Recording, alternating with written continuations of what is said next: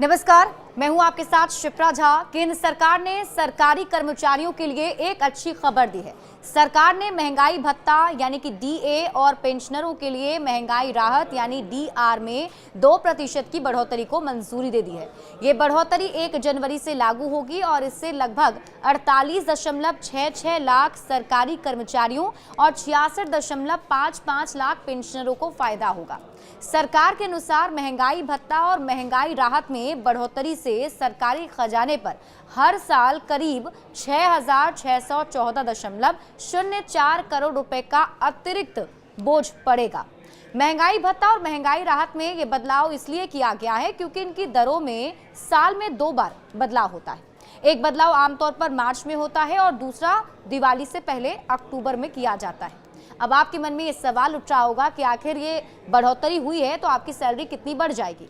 देखिए, इस बार महंगाई भत्ते में 2% की बढ़ोतरी हुई है और ये बढ़ोतरी औद्योगिक श्रमिकों के लिए उपभोक्ता मूल्य सूचकांक के आधार पर महंगाई को ध्यान में रखकर की गई है। इस साल महंगाई पिछले साल के मुकाबले कम रही और पिछले साल अक्टूबर में महंगाई भत्ते में 3% और मार्च में 4% की बढ़ोतरी हुई थी। पिछले साल की अगर हम बात करें तो पिछले साल अक्टूबर में 3% की बढ़ोतरी के बाद महंगाई भत्ता बेसिक सैलरी का 53% हो गया था।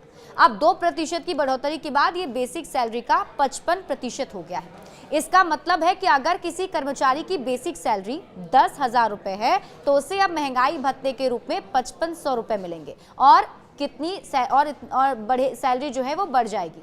देखिए, सरकार ने 8वां वेतन आयोग भी बनाया है और इसे सरकार ने जनवरी में ही मंजूरी दे दी थी। ये आयोग सरकारी कर्मचारियों की सैलरी और भत्तों में बदलाव करने के बाद बनाया गया है। उम्मीद है कि जल्दी आयोग के अध्यक्ष और सदस्यों की नियुक्ति हो जाएगी। डीए और डीआर में बदलाव तो साल में 2 बार होता रहेगा, लेकिन ये शायद आखिरी बदलाव होगा क्योंकि इसके बाद आयोग अलग अलग लोगों से बात करके अपनी रिपोर्ट तैयार करेगा।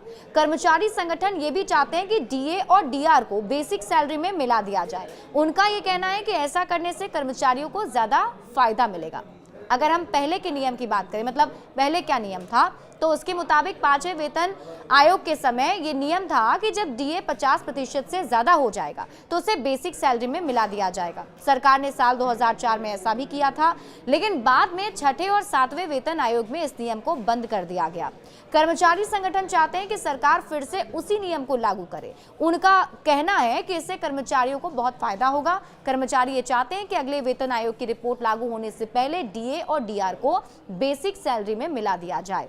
हालांकि देखना होगा कि इस पर क्या जो है एक्शन या फिर क्या रुख किया जाता है, सरकार की तरफ से क्या अख्तियार किया जाता है। लेकिन अच्छी खबर यह है कि जो सरकारी कर्मचारी हैं, जो सरकारी पेंशनर हैं, उनके लिए अच्छी बात यह है कि उनकी जो सैलरी है, उनका जो पेंशन है, अब बढ़ जाएगा। बड़े अपडेट्स के लिए आप जुड़े रहिए न्यूज़ 18 बिहार झारखंड के साथ।